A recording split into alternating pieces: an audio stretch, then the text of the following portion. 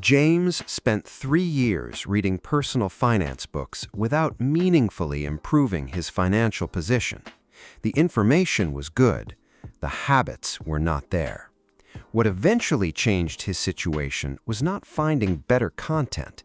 It was adopting 9 small, specific, repeatable behaviors that each took under 5 minutes, but collectively rebuilt how he thought about and interacted with money.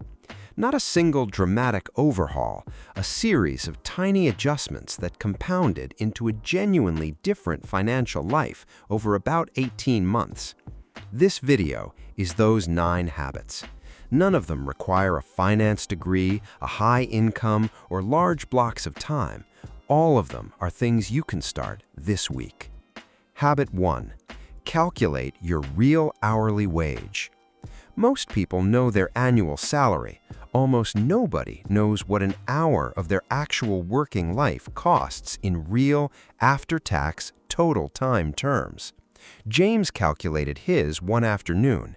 He took his after-tax annual income, then divided it by not just his scheduled work hours, but every hour that work actually consumed: commuting, preparation time after difficult days, weekend work that had become normalized. The resulting number was considerably lower than what his salary implied.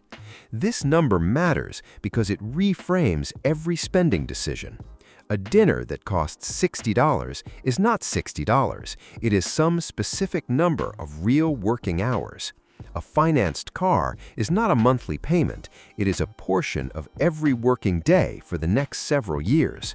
Once you see money in hours instead of dollars, your relationship with spending changes permanently.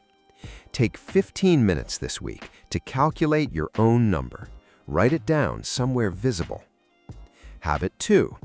Automate savings before spending begins.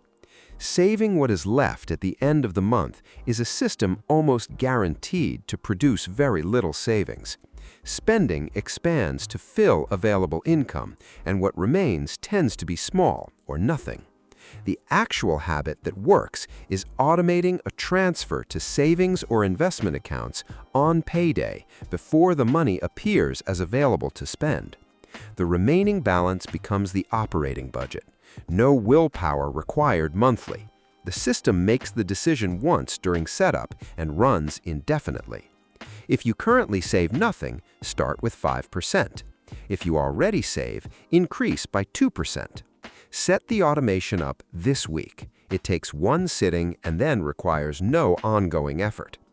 Habit 3. Review last month's spending on one specific day each month. Most people have a rough sense of where their money went. Almost nobody has an accurate one. The gap between estimated and actual spending in most categories tends to be significant, and it consistently surprises people who see the real numbers for the first time. Pick a recurring day each month, the 1st, the 15th, any day that is consistent, and spend 20 minutes reviewing the previous month's transactions. Categorize them simply into what was necessary, what was optional, and what went to savings or investment. See whether the proportions matched what you intended, or whether categories have quietly grown beyond their planned share. This habit does not require action every month. Sometimes the numbers confirm things are running as intended, but the visibility alone changes spending behavior over time, not through guilt, but through awareness that was previously absent. Habit 4. Categorize every significant purchase as asset or liability. Before any purchase above a threshold you set for yourself, ask one question: does this put money in my pocket over time, or take it out? A car is a liability. It costs money in fuel, insurance, maintenance, and depreciation, regardless of what was paid for it. A stock paying dividends is an asset. A rental property generating positive cash flow is an asset. Most consumer purchases are liabilities, and recognizing them as such is not a reason to avoid them, but a reason to evaluate them clearly. This habit does not require eliminating purchases that take money out. It requires seeing them accurately before making the decision. Spending on things that lose value or generate costs is fine. when it is a conscious choice. The financial damage happens when it is not. Habit 5. Track net worth quarterly. Net worth, everything owned minus everything owed, is the most honest single number in personal finance. It reflects not just income, but what behavior has actually produced. Two people earning the same salary can have dramatically different net worths, depending on how each has handled that income across years. Tracking it quarterly creates a feedback loop that monthly fluctuations, especially in investment portfolios that move with markets, would distort if tracked more frequently. Every 3 months, add up assets and subtract debts. Record the number.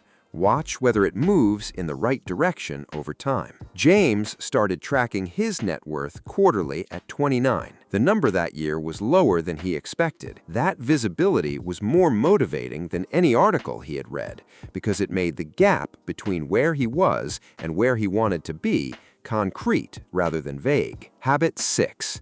Negotiate at least one recurring bill every quarter. Service providers, internet, phone, insurance, subscription services, raise rates quietly and predictably, counting on customer inertia to prevent pushback. Most customers never call. Among those who do, a meaningful percentage receive discounts, promotional rates, or retention offers simply by asking. Once per quarter, identify one bill that feels higher than it should be and call to negotiate it. Mention tenure as a customer. Mention that you are comparing alternatives. Ask directly whether there's a better rate available. The call takes 30 to 60 minutes once every 3 months, which averages to under 5 minutes weekly. The savings accumulate automatically every month that follows. The key is not threatening to cancel immediately. Give the provider a genuine opportunity to solve the problem first. Ask to be connected to a retention department if the first representative cannot help. Different staff often have different discretion. Habit 7. Invest 1 hour per month in a specific skill that increases your earning potential. The return on skill investment at a practical level is extraordinary. A certification or competency that results in even a $5,000 annual salary increase, sustained across a 30-year career, produces a 6-figure lifetime earnings difference that no investment account could replicate from the same time and money input. 1 hour monthly spent on a specific marketable skill, not passive content consumption, but deliberate practice or structured learning in a direction that has documented earning value in your field, is enough to produce meaningful career progress over a year or two. Habit 8.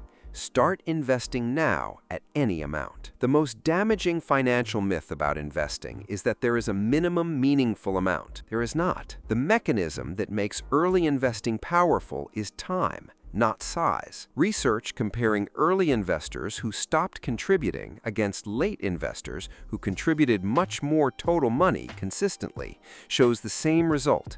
Starting earlier wins, even with less total invested, because the early dollars have more years to compound. The person who invests small amounts at 25 and stops at 35 frequently ends up with more than the person who starts at 35 and invests consistently until 65. If you are not investing because the amount feels too small to matter, it does not. $50 per month in a low-cost index fund at 25 will be worth considerably more than $500 per month started at 45. Start now at whatever amount is currently possible. Increase it when you can. Habit 9. Mark and celebrate specific financial milestones. Financial progress is a slow process, measured in years and decades. Without deliberate acknowledgement of progress along the way, the distance between where you are and where you are going can feel demotivating enough to cause people to stop entirely. Define specific milestones in advance. A first $1,000 saved, a debt paid off, a first month hitting a savings rate target, a net worth threshold crossed, and plan in advance how you will acknowledge each one. Not extravagantly, something meaningful that marks the moment as real and worth registering. This is not indulgent. It is behavioral design. Progress that gets acknowledged tends to continue. Progress that goes unrecognized tends to plateau. The milestone celebration is not a reward for reaching a destination. It is maintenance fuel for a journey that has no single destination. James built all 9 of these habits across about a year, adding one roughly every 5 to 6 weeks rather than attempting to install all 9 simultaneously. By the time each new habit was added, the previous one had become automatic enough that the new addition did not feel like additional burden. Financial literacy is not a body of knowledge you acquire once. It is a set of practiced behaviors that gradually make better financial decisions feel natural rather than effortful. 9 small habits, each under 5 minutes, each compounding quietly in the background while you are busy living the rest of your life. Start with whichever one feels most immediately applicable. Add the next one when the first one runs on its own.